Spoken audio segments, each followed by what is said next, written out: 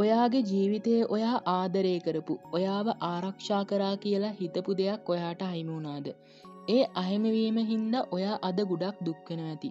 හැබැයි ඔයා දන්නවද සමහර වෙලාවට ජීවිතේ අපේ අතේ තියෙන දෙයක් උදුරගන්නේ ඊට වඩා වටින දෙයක් අපේ දෝතට ගෙනත් දෙන්න.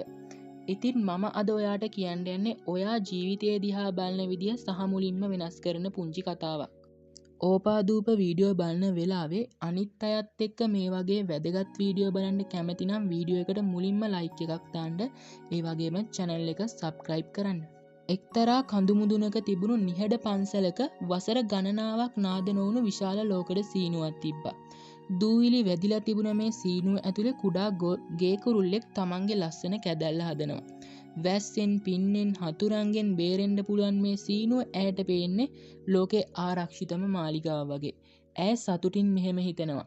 මම දැන් ආරක්ෂිතයි, මට මීට වඩා දෙයක් අවශ්‍ය නැහැ කියලා. ඒත් ජීවිතය කියන්නේ අපි නොහිතන වෙලාවක වෙනස් වෙන දෙයක්. වසර ගණනාවකට පස්සේ මේ සීනුව නාද කරන්න පන්සලේ හිමිවරු තීරණය කරනවා. මුළු ලෝකයම කඩා වැටෙනවා වගේ හඬක් ඇහෙනවා. මුළු සීනුවම දරුණු විදිහට වෙවුලන්න පටන් ගන්නවා. ගේ කුරුල්ල ආදරෙන් හදපු ඒ කැදැල්ල තප්පර කිහිපයකින් සුණු විසුණු වෙලා බිම වැටුණා. බියෙන් සහ කම්පණයෙන් ඇය අහසට පියඹලා යනවා. ගේ කුරුල්ලා හිතනවා මම කරපු වැරද්ද මොකද්ද? මම ආදරය කරපු එකම නිවස ඇයි මගෙන් උදුරා ගත්තේ කියලා. ඇය ගොඩක් හඬමින් දවස් ගණනාවක් පියඹලා යනවා. ඇයට හිතුණා ජීවිතේ මෙතනින් ඉවරයි කියලා. ඒත් ඇය නැතර වුණේ නැහැ. පියාපත් රිදෙනකොට ඇය දිගටම පියඹලා යනවා. අන්තිමට ඇය නැතර වුණේ මීට පෙර කවදාවත් දැකලා නැති ලස්සන වනාන්තරයක. ඒකෙන් නිරන්තරයෙන්ම ගලා යන දිය පහරවල්, පළතුරු පිරුණු ගස්, සිය ගණනක් යාළුවෝ හිටියා. ඇය තේරුම් ගත්තා එදා ඒ සීනුව නාද නොවුණා නම් ඇය අදටත් ඉන්නේ ඒ අඳුරු දූවිලි පිරුණු සීනුව ඇතුලේ හුදකලාවේ කියලා.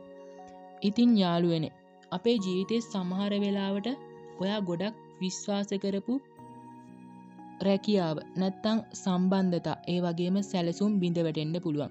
ඒත් ඒ අයිමිවීම් දෙස ශෝකයෙන් බලන්න එපා, දුකෙන් බලන්න එපා. ඒ සීනුව නාදුනේ ඔබට රිද්දන්න නෙමෙයි. මීට වඩා ලස්සන, මීට වඩා නිදහස් ලෝකයක් ඔයාට පෙන්වන්න. අත්තක් කඩා වැටුණු පරියට කුරුල්ලෙක් පියාඹන එක නතර කරන්න. ඉතින් ඔයත් නතර වෙන්නේ නැතුව මේ අහිමිවීම් කියන ඒ වගේ අලුත් ගමනක් ආරම්භ කරන්න. ඉතින් දිගට මේ විදියට වීඩියෝ බලන්න කැමති නම් channel එක subscribe කරන්න. අලුත්ම වීඩියෝ එක දාපු ගමන් දැනගන්න bell icon එක all දාලා තියාගන්න.